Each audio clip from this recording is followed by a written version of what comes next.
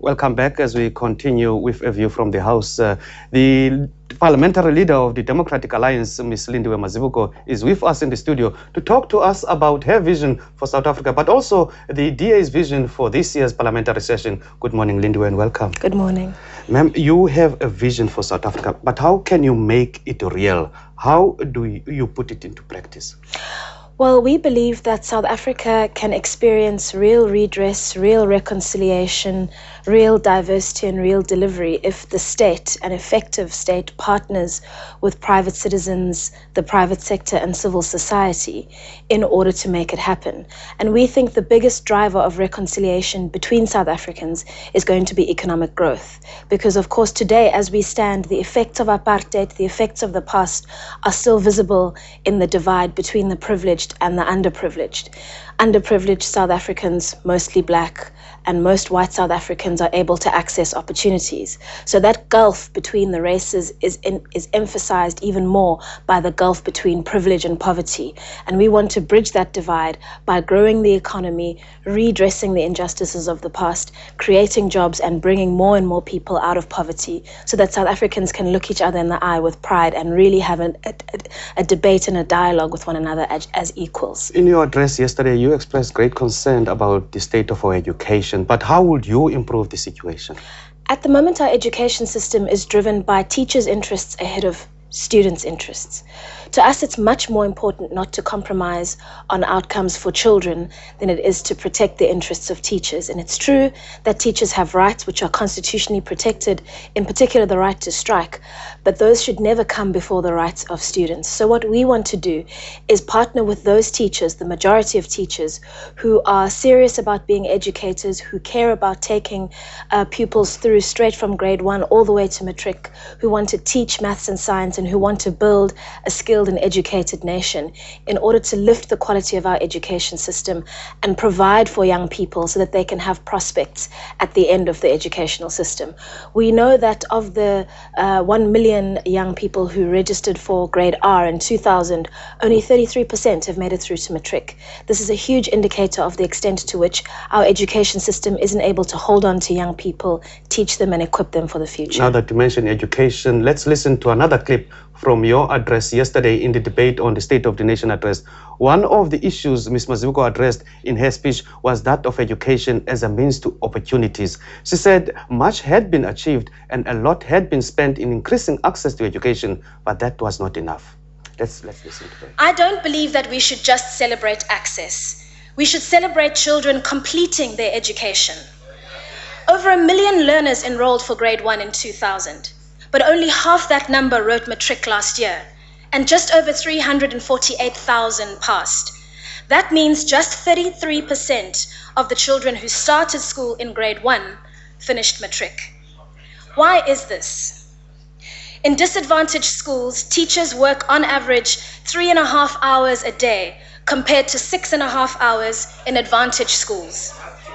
In disadvantaged schools, 1/5 of teachers are absent on Fridays, and almost 30% of students are...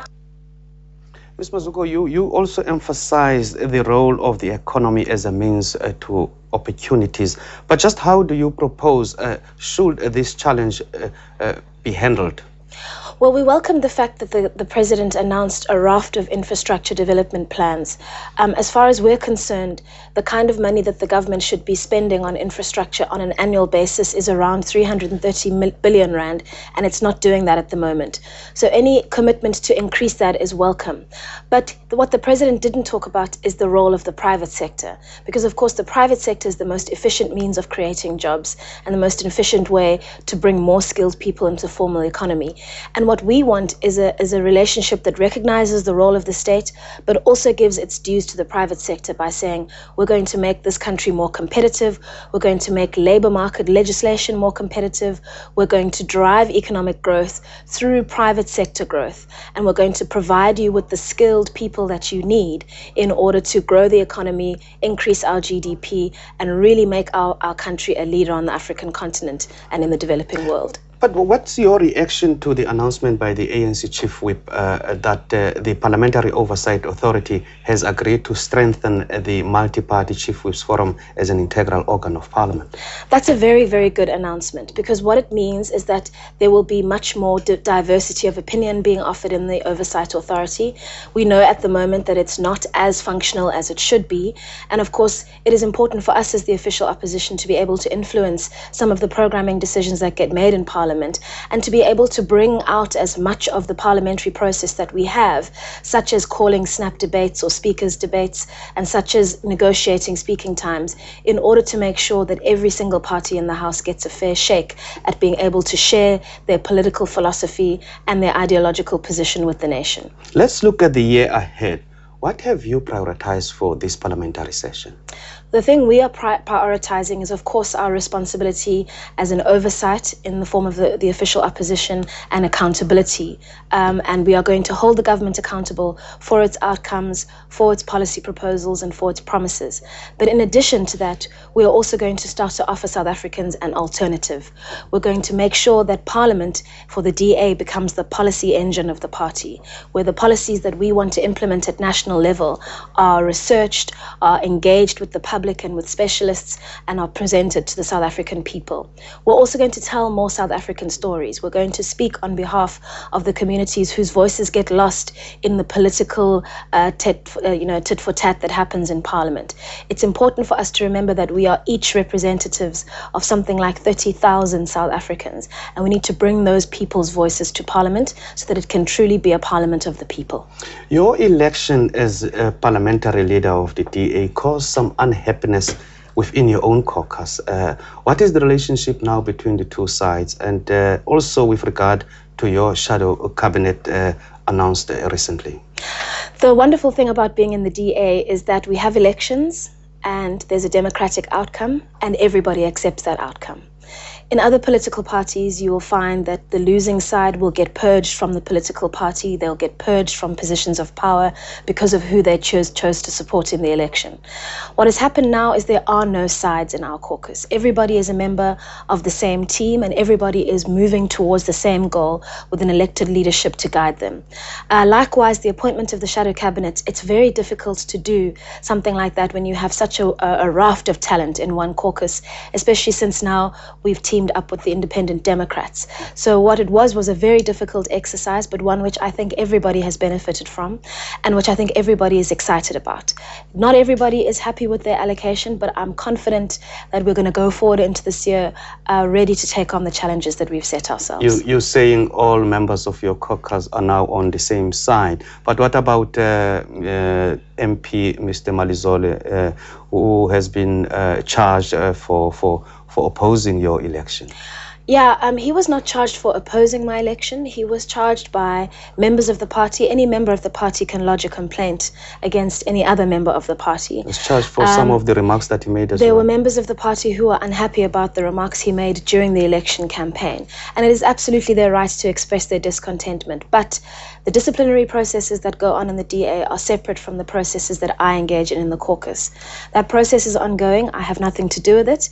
It is handled by our party's legal commission. And I'm sure the outcome will be forthcoming over time. This is your first year as DA leader at Parliament. You have now shuffled your cabinet. What next for the Democratic Alliance? Well, I haven't shuffled my cabinet. I have introduced a new shadow cabinet because, of course, the old shadow cabinet was the leadership prerogative of the previous leader. What is next for us? Well, it is to make sure that we become as effective a party of government in waiting as we are an opposition party. We've become very well known in the DA for our brand of holding government accountable, of being an effective opposition, of overseeing government delivery in a very effective and very rigorous way. And we're going to apply that same effectiveness and that same rigor to the process of developing policies with a view towards entering national government within the next 10 years. And Parliament is the platform from which we have to engage in that exercise. Talking about holding the executive to account, you recently met the deputy president with regard to some of the concerns that you have. Are you satisfied with the responses that you're getting from the ruling party?